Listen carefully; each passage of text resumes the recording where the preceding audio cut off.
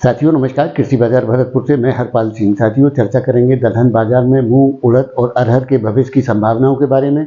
लेकिन उससे पहले आप सभी से वही अनुरोध कि जो भी साथी हमारे चैनल पर नए हैं वो हमें लाइक, सब्सक्राइब और शेयर भी कर सकते हैं।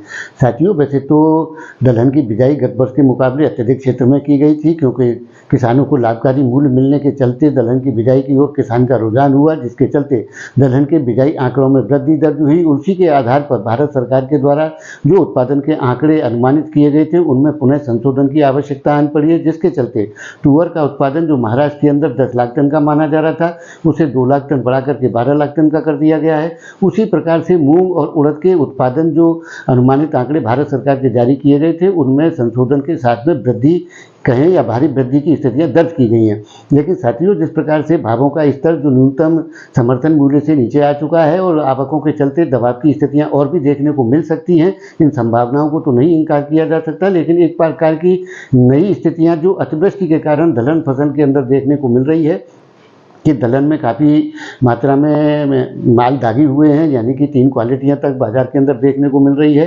एक ग्रेड 1 है, एक ग्रेड 2 और ग्रेड 3 में भी उनको बांटा जा सकता है। लेकिन साथियों अब बाज़ारों के अंदर जिस प्रकार के उत्पादन है निश्चित तौर से उनके दबाव देखने को मिलेंगे और उसके चलते भावों में भी न्यूनतम स्तर आने की संभावनाएं रहेंगी। लेकिन भारत सरकार ने जिस प्रकार से समर्थन मूल्य के कांटे लगा दिए हैं, राजस्थान, मध्य प्रदेश, कर्नाटक में तो खरीदी भी हो चुकी है, जिसके चलते बाज़ारों में बड़ी गिरावट की उम्मीद तो नहीं की जा सकती। क्योंकि साथियों जिस प्रकार से भारत सरकार को घरेलू आपूर्ति के लिए विदेशी बाजारों में जैसे ऑस्ट्रेलिया, कनाडा, म्यांमार आदि से दलहन की आपूर्ति करने के लिए विवश होना पड़ता है, जिसके चलते बड़े दबाव की स्थितियां देखने को नहीं मिलेंगी। और आने वाले दौर के अंदर निश्चित तौर से जिस प्रकार के उत्पादन है उनमें अच्छी वृद्धि यानी कि अच्छी संभावनाएं देखने को मिलेंगी, उनको नकारा नहीं जा सकता। क्योंकि विश्व कॉम्प्लेक्स जिस प्रकार के चल रहे हैं उसके चलते दलहन बाजारों में, क्योंकि हमारा घरेलू बाजार पूर्णतः आयातित बाजारों के ऊपर आधारित है, अगर बाहर से माल नहीं आएगा तो घर के अंदर कितना भी उत्पादन हो उससे पूर्ति करना संभव नहीं होगा। और इस प्रकार के उदाहरण हम पिछली बार भारत सरकार के नियंत्रण के आधार पर देख चुके हैं कि सरकार बिल्कुल विफल रही, किसी प्रकार से दलहन के बाजारों को नियंत्रित नहीं किया जा सकता।